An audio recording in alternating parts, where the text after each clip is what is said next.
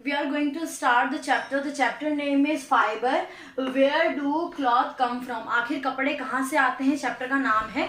और जो चैप्टर में स्टार्ट कर रहे हो क्लास 6 का चैप्टर है, जिस चैप्टर का नाम है फाइबर। हाँ, अब हम बेसिकली फाइबर के कंटेंट के बारे में विस्तार से पढ़ेंगे कि फाइबर आखिर क्या होता है, वो कहाँ से आता है, सबसे छोटी इकाई फाइबर की क्या होती है। तो पहले हम फाइबर का डेफिनेशन समझ लेते हैं कि फाइबर की डेफिनेशन क्या होती है। द थिनेस्ट फिलामेंट, सबसे पतली फिलामेंट, सबसे पतला हिस्सा ऑफ थ्रेड, धागे का सबसे पतला जो फिलामेंट होता है of the fabric is called fibre. यानी कि आप कपड़े का सबसे बारीक हिस्सा, जैसे हमारे शरीर का सबसे छोटा हिस्सा सेल होता है, वैसे ही कपड़े का सबसे बारीक या सबसे पतला फिलामेंट जो होता है उसको फाइबर कहा जाता है। इसके लिए मैं आपको एक छोटे सा टॉपिक के थ्रू समझाना चाहूंगी। जैसे कि आपको ये फाइबर का टॉपिक दिख रहा है। सपोज कीजिए आपने कपड़े का टुकड़ा लिया है, जो मैंने एक कपड़े का टुकड़ा बनाया आपके लिए। इस कपड़े के टुकड़े में से आपने एक धागे को निकाला, यानी कि धागे को, yarn is equal to fibre, both are the same things. Yarn और फाइबर दोनों ही सेम थिंग होते हैं, लेकिन जो फाइबर होता है वो यान के ही अंदर से, जैसे जब आप एक धागा लेते हो, जब किसी सुई में धागा डालना होता है तो उस दौरान 2-3 धागे उसमें से और निकलना शुरू हो जाते हैं। तो एक धागे में से भी जो 2-3 धागे नजर आते हैं, बेसिकली वो फाइबर होते हैं। तो सबसे पहले आपने कपड़े का टुकड़ा लिया है, कपड़े के टुकड़े में से एक धागा निकाला है, उस धागे को हम कहेंगे यान। ठीक है, उस धागे को कहा जाएगा यान। और यान यानी कि धागे के अंदर से भी जो धागा निकलता है उसको फाइबर कहा जाता है। यहाँ पे मैंने ड्रॉ करके आपको समझाया है। कपड़ा है, कपड़े का धागा है, और धागे के अंदर से भी जो धागे की रेशे निकलते हैं, बेसिकली इनको हिंदी में रेशे कहा जाता है, उसके अंदर से भी जो धागे निकलते हैं उनको फाइबर कहा जाता है। मतलब आप सबसे छोटी इकाई समझ सकते हो कि कपड़े की सबसे छोटी इकाई जो होती है वो होती है फाइबर, वो फाइबर कहलाती है। अब फाइबर आता कहाँ से है, आपको ध्यान ये रखना है फाइबर कहाँ से आता है। तो फाइबर के सोर्स जो होते हैं वो 2 तरीके के होते हैं। पहला सोर्स है नेचुरल सोर्स और दूसरा सोर्स है सिंथेटिक। सिंथेटिक के कई नाम हैं, जैसे हम synthetic fibre, main made fibre, या आप कह सकते हैं आर्टिफिशियल फाइबर। इनको तीनों तरीके से कहा जा सकता है, सिंथेटिक, मेन मेड और आर्टिफिशियल। तीनों का ही मतलब है वो बनावटी तरीके से तैयार किया गया फाइबर है, वो नेचुरल वे में तैयार किया फाइबर नहीं है। जैसे कि नेचुरल का एग्जांपल, हम नेचुरल फाइबर जो हमें ऑब्टेन्ड होता है वो किस किस सोर्सेस होता है, मतलब क्या सोर्स होते हैं उसके ऑब्टेन्ड होने के, मतलब कहाँ से वो फाइबर आता है। तो नेचुरल फाइबर की बात करें तो प्लांट से और एनिमल से 2 तरीके से फाइबर ऑब्टेन्ड होता है। तो प्लांट से हमें कौन कौन सा फाइबर ऑब्टेन्ड होता है, प्लांट से कौन कौन सा फाइबर मिलता है, कॉटन जो कि कॉटन प्लांट से मिलता है, जूट जो कि जूट प्लांट से मिलता है। तो दोनों ही प्लांट द्वारा मिले जाते हैं। और अगर एनिमल की हम बात करें तो एनिमल द्वारा सिल्क और वुल मिलता है, सिल्क और वुल दोनों ही एनिमल से मिलता है। और इन फाइबर को नेचुरल सोर्स कहा जाता है, नेचुरल सोर्स द्वारा मिलता है। नेक्स्ट अगर हम सिंथेटिक मटेरियल की बात करते हैं, सिंथेटिक फाइबर की बात करते हैं, तो सिंथेटिक फाइबर जो होते हैं, सिंथेटिक फाइबर बेसिकली क्या है, मेन मेड फाइबर, जब केमिकल के द्वारा तैयार किया गया फाइबर होता है वो सिंथेटिक फाइबर कहलाता है। उसके अगर एग्जाम्पल की बात करें कि कौन कौन से एग्जाम्पल होते हैं, तो उन फाइबर को कहा जाता है नायलॉन, रियॉन, पॉलिस्टर। और भी एग्जाम्पल होते हैं, लेकिन अभी आपकी क्लास के according nylon, rayon and polyester clear किया था। कि नेचुरल फाइबर की अगर हम बात करें तो जो हम पूरा प्रोसेस यानी कि पूरा चैप्टर जो हम पढ़ने वाले हैं बेसिकली नेचुरल फाइबर के बेस पर ही पढ़ने वाले हैं। नेचुरल फाइबर में कॉटन, जूट, वुल, इन सब के टॉपिक को कंप्लीट करेंगे कि आखिर कॉटन कैसे ऑब्टेन्ड होता है, उसका क्या प्रोसेस होता है, किस किस काम में काम आता है, और वुल और जूट के बारे में, ठीक है, और सिंथेटिक फाइबर के बारे में भी हम ये पूरे चैप्टर में कंप्लीट करेंगे।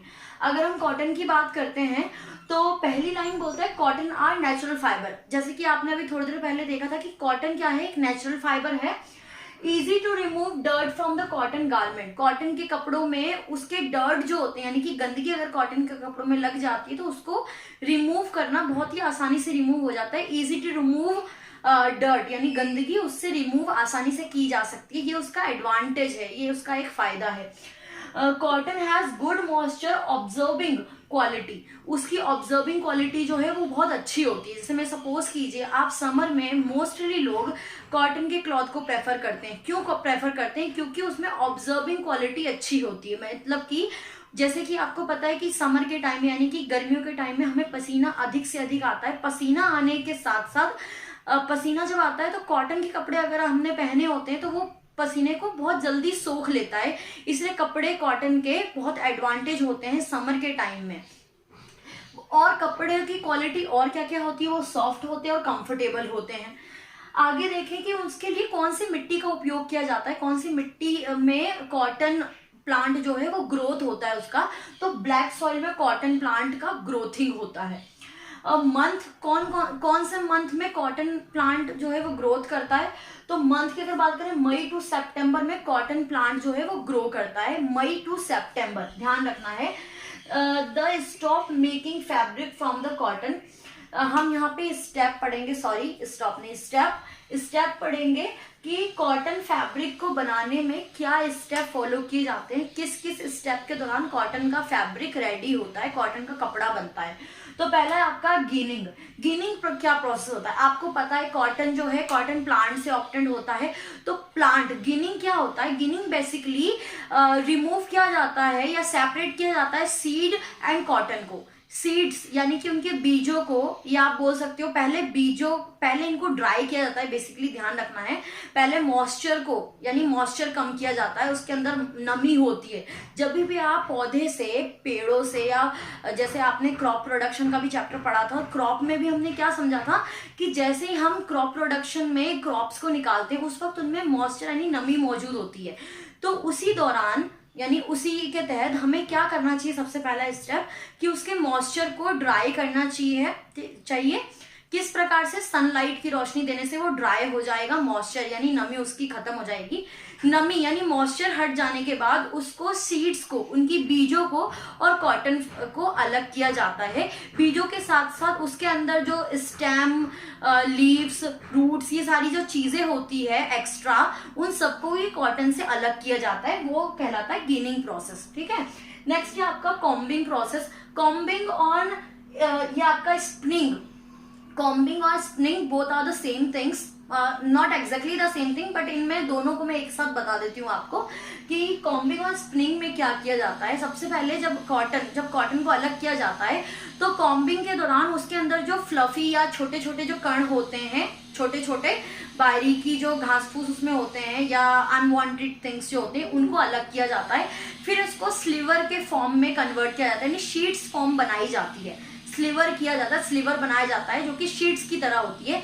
शीट्स को आपकी ड्राइंग मशीन में डाला जाता है। ड्राइंग मशीन क्या काम करती है, यहाँ पे हम स्पिनिंग की बात कर रहे हैं। Drawing machine through the swing उसके एक थ्रेड को कंटेन करता है, यानी थ्रेड का प्रोसेस करता है, थ्रेड बनाने का काम करता है या ड्राइंग करता है। यानी ड्राइंग दैट मीन्स हम उस ड्राइंग की बात नहीं कर रहे, ड्राइंग यहाँ पे खींचने को ड्राइंग भी कहा जाता है। तो क्या काम करता है ड्राइंग मशीन, उसके थ्रेड को या आपका जो बहुत थिनर फाइबर होता है उसको बनाने का काम करता है। बहुत ही थिनर वे में फाइबर रेडी होता है इन्हीं दोनों मशीनों के कॉम्बिनेशंस में।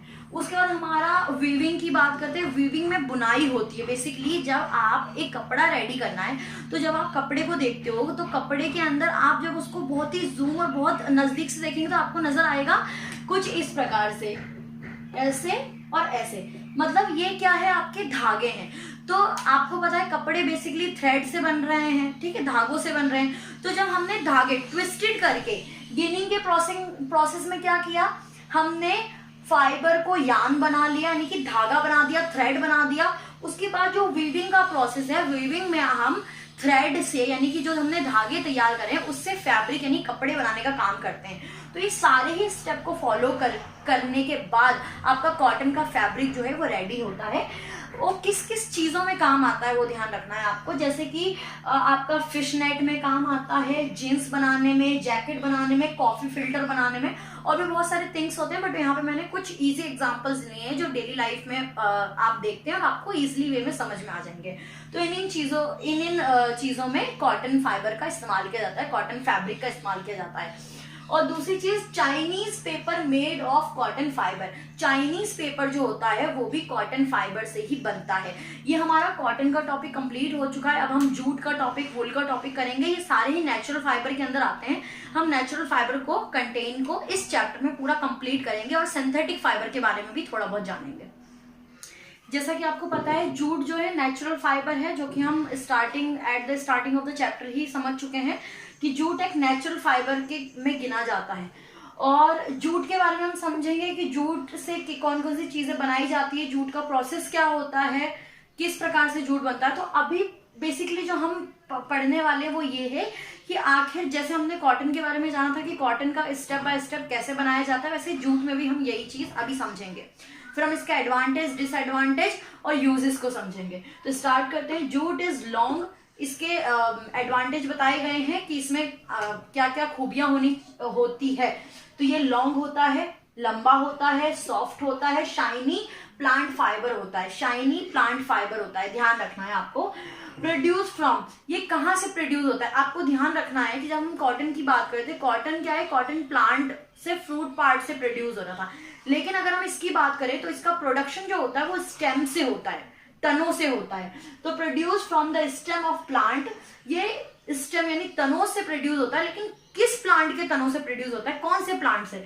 तो प्लांट का नाम क्या है, जीनस कॉर्कोरस।